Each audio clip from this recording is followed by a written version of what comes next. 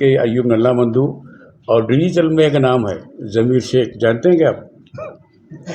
हम उनका भी सत्कार कर रहे हैं 3 तारीख को। और एक दूसरी बात, अभी जो पुरोगामी चळवळ की बात चली, मैं अभी जो आने वाले इलेक्शंस हैं उसके अंदर आडम मास्टर भी उम्मीदवार रहेंगे। वो बंदे का एक मिशन है, मैंने काम करके दिखाया है, घरों का इतना बड़ा काम किया है रेनगर का। तो जो समाज के समझदार लोग हैं वो इस बात को समाज के नीचे लेवल तक ले जाना। सेक्युलर आदमी शोलापुर में अगर कोई होगा आडम मास्टर से बढ़कर मुझे कोई दिखता नहीं। नेते बड़े बड़े हैं लेकिन सेक्युलर जिसको हम कहेंगे पूरी ताकत से वो आडम मास्टर है। तो प्लीज़, जैसा भी हमारे भाई ने बताया कि मैं ये विचार सरनी के लिए पूरी लाइफ दिया हूँ, और मेरा कोई ऐसा ये नहीं कि भाई बहुत बड़ा काम करे, लेकिन अभी आने वाले इलेक्शन के अंदर जिस तरह से भी हालात बनते जा रहे हैं, एक सेक्युलर आदमी की हाउस में बहुत ज़रूरत है आवाज़ उठाने वाले की, और बिंदास वो आवाज़ उठाने के लिए आडम मास्टर बहुत ज़रूरी है। एक हमारे पर्सन के लिए नहीं, सारे गरीबों के लिए, मजदूरों के लिए उसका अपना जो योगदान है, इसके लिए मैं आपको एक पर्सनल रिक्वेस्ट करूँगा कि प्लीज़ इस बात को अपने निजी लेवल तक ले जाओ। शुक्रिया। लास्ट एक सवाल है, पुस्तक लिखने में कितना वक्त लगा? देखिए भाई, ये संकलन, हाँ देखिए, असल में इसकी शुरुआत इस तरह भी, नगर परिषद के चुनाव हुए थे 2 साल पहले महाराष्ट्र के तकरीबन 129 नगर परिषद के चुनाव हुए। उसका पूरा डाटा मैं जमा किया, हर नगर परिषद मुस्लिम कितने चुनकर आए, और वो डाटा हमेशा अपने पेपर में देता रहता हूँ। अब उसके बाद जो है ये शुरू हुआ नगर परिषद के चुनाव का मामला, महानगर पालिका का चुनाव डिक्लेयर हो रहे, आगे बढ़ते जा रहे हैं। तो तब ऐसा लगा कि ये आने वाली पेपर में देंगे अपने, तो मैं हर इलेक्शन का, लोकसभा हो, विधानसभा हो, पूरे इंडिया का पूरा डाटा अपने अखबार में मैं देता रहता, कहाँ कौन मुस्लिम चुनकर आया। इवन मणिपुर के अंदर 3 मुस्लिम चुनकर आए थे मणिपुर में, वो भी पूरे यानी उनका नाम उनके एरिया के साथ में देता हूँ। तो ये फिर पेपर में देने का मामला, तो चर्चा कि पेपर कर एक किताब बनाना इसकी, ये पूरा डाटा पूरा एक जगह करना। तो एक जगह करने में तो पूरे आमदारों को लेंगे, पूरे सब करना, तो प्रक्रिया शुरू हो गई। और उसके अंदर हमारे वजाद मिर्जा साहब का एक सजेशन था, बोले सर इतना अगर कर रहे होंगे तो जेडपी के लोग क्यों नहीं, जेडपी तो चुन करना बहुत मुश्किल है। बोले नगर सेवक तो आसानी से बन जाते हैं शहर के अंदर, लेकिन जिला परिषद का बहुत मुश्किल है। वो लोगों को पहले तुम्हें स्थान दो बोले तुम्हारे पेपर में। अब तो जेडपी का कलेक्ट करना शुरू किए, उसके साथ पंचायत समिति की शुरू किए, और ये डाटा कलेक्ट करते करते पूरा 1.5 साल लगा, कम से कम 1.5 साल। और अभी अल्हम्दुलिल्लाह वो पूरा डाटा कलेक्ट हो गया, और ये बनाने में बहुत सारे लोगों ने जो आर्थिक मदद ऐड की सूरत में, आर्थिक मदद कोई ऐसा नहीं है, लो ऐसा नहीं है, वो जाहिरात की सूरत में जो आए हैं, वो किताब अच्छे से बहरहाल बन गई है पूरी। तो ये 3 तारीख को प्रकाशन, आप लोग ज़रूर आओ। Thank you. एक इरफान सर, और एक सैयद इरफान सर, और एक इरफान सर, ये तीनों लोग मिलकर करें। एक अगदी स्पष्ट सांगू का, राजकीय अनाथ म्हटलं जातं, राजकारण हा माझा विषय नाही, माझा विषय आहे समाजकारण। मी राजकारणसुद्धा समाजकारणातूनच करतो, आणि जास्तीत जास्त प्रत्येक इलेक्शनमध्ये डाव्या विचारसरणीचे जे लोक असतील त्यांना मदत करतो, त्यांच्यासाठी काम करतो, धडपडतो। ते तुम्ही समाजाचे डॉक्टर आहात, समाजाचं एक दुखणं त्यांनी सांगितलेलं आहे, ते तुम्हाला माहिती आहे, त्याचं तरी तुम्ही बोलायला पाहिजे असं माझी इच्छा तो आहे. दुखणं माझ्या कार्यक्षेत्रात, तो दुखणं माझ्या डॉक्टर म्हणून विचारलं jurisdiction त्यांनी, तुम्ही डॉक्टर आहात म्हणून विचारलंय. कुठेतरी बघा, एमएस जो असतो, सर्जन जो असतो, तो प्रत्येक गोष्टीचा जो उपचार करावा, ऑपरेशन करावं, माझ्या स्पेशलायझेशन समाजकार्यात आहे, राजकारणचे एक्सपर्ट आहेत, 24 तास राजकारण चालत असतं, तो माझा विषय कधीच नव्हता आणि असणारी नाही आहे। फक्त समाजकाराचं जे काही करता येईल ते मैं करतो, आणि माझ्या लेवलवर। एक बात सुनिए भाई, मैं जो महसूस करता हूँ, बहुत ही चुभती हुई बात आपने कही। आज मुसलमानों का कोई भी प्रश्न, कोई भी पार्टी उठाने के लिए डरती है, उसके अंदर अब क्या डर है उनको पूछना पड़े, डरती हमको लग रहा है ये पोलराइजेशन। हाँ, वोट मुसलमानों के। नहीं वो तो, अरे भाई को देखो, ए भाई सुनो, एक मिनट, तुमको कौन बोला कांग्रेस के लिए वोट दो करके? कांग्रेस को वोट देके कौन बोले तुमको? लाइन लगाकर वोट देते, दोनों मैं कौन बोले दो करके? नहीं अगर पसंद करते हो तो मत दो। वोट भी देने का, जिता के लाने का, उनके पीछे फिरने का क्या ये? वोट तुम्हारा अपना राय है ना ये। मैंने बम्बई के मीटिंग मास्टर वोट देने का मतलब क्या? उन्होंने घरा दिए इसके लिए वोट देने का? नहीं नहीं, सेक्युलर आदमी है। घर तो अभी काम हुआ है, अभी तो काम बता के वोट मांग रहा है। सेक्युलर आदमी है वो पूरा, पहले भी उन्होंने 2 घर पुल बनाए। पूरे कामयाब है। नहीं, बताना चाहिए ऐसा मुसलमानों की आवाज जो एक विधानसभा के आमदार के लिए एक जगह आ रहे हैं ना पूरे, तो मैं चाहता हूं कि पूरे मुस्लिम एक जगह आकर ताई को ये कहे कि शिक्षण के आरक्षण की सुरक्षा के हमारे प्रश्न है, इसके बारे में भी आपको हम मालूमात देंगे, आप इसके बारे में आवाज उठाओ। ये हमारी मैं गलती बता रहा हूँ सबसे पहले कि हम नहीं कर पा रहे हैं। कांग्रेस के जितने पुजारी हैं, उनको ये आरक्षण के बारे में पता नहीं, ऐसा हुआ ना इसका मतलब। मैं वो नहीं बोलना चाह रहा हूँ, उनको पता है, वो बोल नहीं पा रहे हैं, ऐसा मेरा कहना है। महाराष्ट्राला मी गेल्या 15-20 दिवसाच्या अगोदर पहिल्यांदाच त्या वास्तूला भेट दिली जी औरंगाबादमध्ये वक्फ बोर्डाचं कार्यालय आहे। तुम्ही बघितल्यानंतर तुम्हाला शर्मेनं मान अशी खाली घालावं लागेल।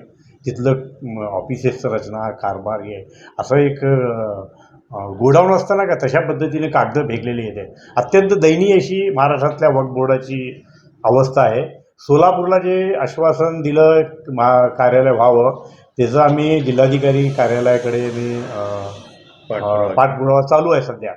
बजाज मिर्जा आता तुमच्या माहितीसाठी सांगतो, माझ्या माहितीप्रमाणे ते आता चेअरमन राहिले नाही आहेत, म्हणजे वक्फ बोर्ड सध्या ते आमदार या कॅटेगरीमधून ते आले होते ना, नाही, आता तर नवीन कोणाची निवड झालेली नाही, आतापर्यंत तेच आहे तर. तोपर्यंत असतील ते।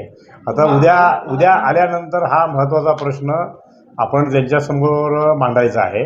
उद्या दुपारी एक मीटिंग ठेवलेली आहे त्यांची इम्पिरियल गार्डनला, म्हणजे सगळ्या सामाजिक, राजकीय, शैक्षणिक कार्यकर्त्यांना एकत्र करून त्यांच्याकडे आम्ही मध्येची मागणी पण, अल्पसंख्याक विभागाचे ते अध्यक्ष पण आहेत, ती मागणी आम्ही ठेवत आहोत। त्याचबरोबर वक्फ बोर्डाचे जे कारभार आणि सोलापूरला दिलेल्या आश्वासनाचं काय झालं, हे प्रश्न आम्ही उद्याच्या बैठकीत त्यांना विचारण्याचा प्रयत्न करणार आहोत। 15 दिवसापूर्वी गेल्यानंतर तुम्हाला शर्मीन माग खाली घालायची वेळ आली। बिलकुल बिलकुल। मग वजाद मिर्झा साहेबाला हे 2-2.5 वर्ष दिसलं नाही का?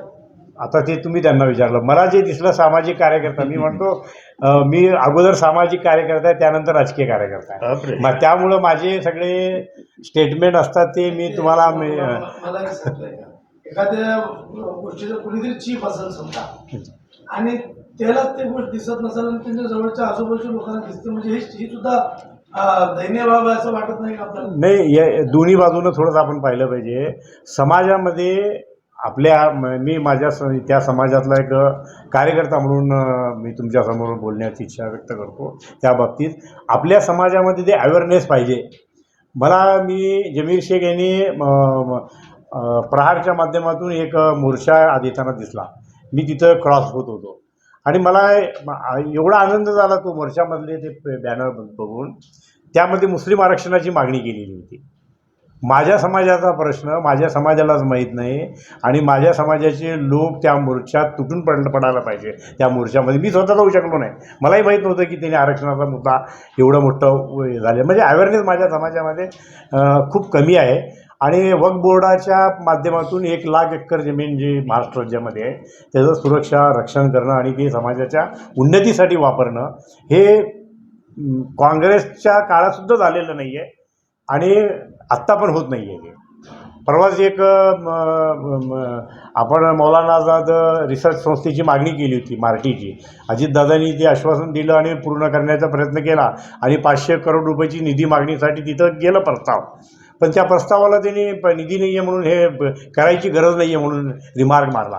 आणि महाराष्ट्रातल्या मुस्लिम समाजाने त्याच्यावर एक साधा, म्हणजे आमच्यासारखी 2-4 सामाजिक कार्यकर्ते असतील, ते बोलले, आम्ही आता 4 तारखेला उद्या मुंबईत मिटिंग आहे, त्या मिटिंगमध्ये सुद्धा तो प्रस्ताव आहे, पण मुस्लिम समाजामध्ये जे एक विद्रोह झाला पाहिजे त्या प्रश्नावरती झाला नाही। 500 करोड रुपये आम्हाला एखाद्या उड्डाणपुलाचं बजेट 800-900 करोड रुपये आहे आणि मुस्लिम समाजासाठी 500 करोड तुमच्याकडे नाही आहेत। ती काय BTची काय योजना आणलेली आहे ना, ती आता बहीण योजना काहीतरी मुख्यमंत्री, तर त्याला तुम्ही हजारो करोडचा निधी देता आणि मुस्लिम समाजामध्ये, आणि हे फक्त यांच्या काळात झालं असं म्हणणं नाही आहे माझं, राहुल गांधीसमोर सामाजिक कार्यकर्त्यांची बैठक झाली नांदेडला. त्या बैठकीसुद्धा मी मांडलं की हे जे मुस्लिम समाजाच्या बद्दल झालं आहे ते काँग्रेसच्या काळामध्ये सुद्धा हे घडलेलं आहे. पश्चिम बंगालमध्ये असलेल्या कम्युनिस्ट पार्टीच्या काळातसुद्धा मुस्लिम समाजाला असंच घडलेलं आहे. आत्ता 15 वर्षापूर्वी त्यांना मुस्लिम ओबीसीचं रिझर्वेशन पश्चिम बंगालला मिळालं. हे का असं होतं आहे त्याचं कारण काय की मुस्लिम समाजामध्ये अवेअरनेस नाही आहेत, समाजाच्या प्रश्नाची जाण पाहिजे तशी नाही आहे, त्यामुळं असं घडतं आहे. त्यामुळं जमीरभाई ते प्रश्न जे आहे ना तुमचं एकदम महत्त्वाचं आहे, पण त्याच्यासाठी आपला समाजसुद्धा जागृत झाला पाहिजे. ते वक्फ बोर्डाचं कार्यालय होण्याच्या दृष्टिकोनातून राज्याचं अगोदर मला तर वाटतं की सेटअप त्याचं झालं पाहिजे. मुंबईत फक्त ते ऑफिस थाटलं, पण सगळी यंत्रणा अजून औरंगाबादलाच आहे. आम्ही काँग्रेसमध्ये जे आहोत ना, मौलाना अबुल कलाम आझाद यांच्या विचारसरणीवर आधारित असलेल्या काँग्रेस पक्षामध्ये आहोत. त्या पक्षामध्ये खूप ठिकाणी काही वेगवेगळ्या अशा प्रश्नावर त्यांची भूमिका ठरत असते, पण मुस्लिम समाजाची भूमिका ठरवत असताना त्या पक्षामध्ये जे स्पेस पाहिजे ते स्पेस मिळायला तयार नाही आहे आणि ते स्पेस बनवण्याचा आम्ही प्रयत्न करतो आहे. 4 तारखेला मुंबईत एक बैठक आहे, पुन्हा 18 तारखेला लातूरला सामाजिक कार्यकर्त्यांची बैठक आहे आणि त्याच्यानंतर एक मुंबईत मोठी बैठक होणार आहे सगळ्या सामाजिक कार्यकर्त्यांची. त्यामध्ये काँग्रेसचे सुद्धा लोक आहेत. मी स्वतः त्या बैठकीचा आयोजकापैकी एक आहे आणि आम्ही मागणी केली आहे शिक्षण, आरक्षण आणि संरक्षण आणि आमचं राजकीय प्रतिनिधित्व, योग्य प्रतिनिधित्व तुम्ही जोपर्यंत देत नाही तोपर्यंत आम्ही तुमच्या अजेंड्यावर जाहीरनाम्यामध्ये आलं पाहिजे. धर्मनिरपेक्ष विचारसरणी अबाधित राहिली पाहिजे. ही फक्त मुस्लिमांची जबाबदारी नाही आहे ना, जे धर्मनिरपेक्ष संविधानवादी पक्ष म्हणून समोर येतात त्यांचीसुद्धा ती जबाबदारी आहे आणि ती जबाबदारी पेलण्याच्या दृष्टिकोनातून काँग्रेसमध्ये राहूनच आम्ही मोठ्या प्रमाणामध्ये एक विद्रोह अंतर्गत करत आहोत. त्यांना आम्ही सेट राईट करतो आहे. 600 करोडच्या पुढं मुस्लिम समाज 36 लाख करोडचं काहीतरी महाराष्ट्र शासनाचं बजेट असतं, त्यामध्ये अल्पसंख्याक समाजासाठी 600 करोडची तरतूद फक्त, तेही टप्प्याटप्प्यानं देणार. म्हणजे हे फसव्या घोषणा सगळ्या एका बाजूनं सच्चर समिती, रंगनाथ पिचरा कमिशन, महबूबुर रहमान अभ्यास गट यांनी जे विदारक स्वरूप आमच्या समोर आणलं आणि मोदी म्हणतायत की मुस्लिम समाजाला आरक्षण मी मरेपर्यंत देणार नाही. ही म्हणजे आरक्षणावर शेवटचा माझा प्रश्न विचारतो. तुम्ही ज्या आमदाराला खासदार म्हणून निवडून दिले, खासदार म्हणून पहिल्यांदा सभागृहात केलं मांडत नाही. मराठा समाजाला आरक्षण द्या म्हटलं, पण मुस्लिम समाजाला आरक्षण मिळावं, ज्यांनी महत्वाचं योगदान त्यांच्या निवड प्रक्रियेमध्ये निभावला त्याचा उल्लेखच करत नाही. आणि तुम्ही उद्या म्हणता की वजाहत मिर्झा यांना घेऊन आम्ही मध्यची मागणी करता.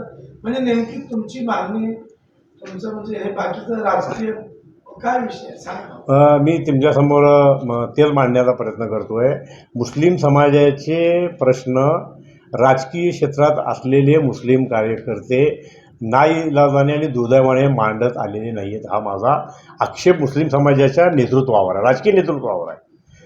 खऱ्या अर्थानं तुम्ही म्हणल्यासारखं आहे ना, मी याची आकडेवारीसुद्धा त्यांना सादर करू शकतो. मराठा समाजाला आरक्षण द्या, आमचा विरोध नाही आहे, कुणाला आरक्षण किती द्यायचं ते विरोध नाही आहे, पण जो सामाजिक, शैक्षणिक, आर्थिकदृष्ट्या 4 कमिशननी ज्याला मागास ठरवलं आहे, 1980च्या गोपाल कमिशन याच्या, ती काँग्रेसला याची माहिती करून देणं आता गरजेचं आहे ना.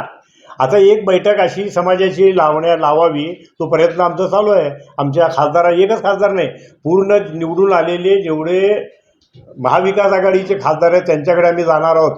हा आमचा अजेंडा आहे, शिक्षणाचा अजेंडा आहे, आमचा सुरक्षेचा अजेंडा आहे. अहो ते मॉब लिंचिंगच्यासाठी जे टास्क फोर्स बनवण्याची सुप्रीम कोर्टाने गाईडलाईन दिली आहे शासनाला, जिल्ह्याच्या पातळीवर टास्क फोर्स बनलं पाहिजे पोलिसांचं, ते बनायला तयार नाही आणि त्याच्यावर आपण सुद्धा आवाज उठवायला तयार नाही. राजकीय कार्यकर्ते काँग्रेसमध्ये राहून बोलत नाही म्हणतात, मी बाकीच्या पक्षाच्या लोकांना एकत्र करून हे काम नाही, मी बोलणार आहे, मी काँग्रेसमध्ये राहूनच बोलणार आहे. तू माझा बापाचं घर आहे. काँग्रेस म्हणजे मौलाना अबुल कलाम आझाद आमचे पुरके त्या काँग्रेसला बनवण्याचं हे काम केलेलं आहे. त्यामुळे मी काँग्रेसमध्ये राहूनच मी माझा हक्क मागणार तिथं. त्यांच्या विरोधात 125 संघटनांची बैठक झाली. नाना पटोले आणि सगळे केंद्रीय जे चेत्तीनाला वगैरे होते, त्या बैठकीत सुद्धा स्पष्टपणे मी मांडलो आहे. म्हणजे तुमच्या माहिती आहे माझी हे म्हणून सांगत नाही, राजकीय कार्यकर्त्यांनी आता आपलं मांडलं पाहिजे, आक्रमकपणे मांडलं पाहिजे, अशी माझी भावना आहे समाजातल्या राजकीय कार्यकर्त्यांनी. तरच हा समाज सुधारणार आहे. नाही तर तुम्ही असं तुमचं आरक्षण, तुमची निष्ठा, तुमचं सत्ता, प्रतिष्ठा, संपत्ती कुठेही वाटत तुम्हाला मिळणार नाही. एक 2000 वर्षापूर्वी ज्या मागासवर्गीय समाजाला ज्या पद्धतीनं एक सापळा बनवला होता, तो सापळा मुस्लिम समाजाला सुद्धा बनवण्याची प्रक्रियेच्या तुम्ही उंबरठ्यावर आहात.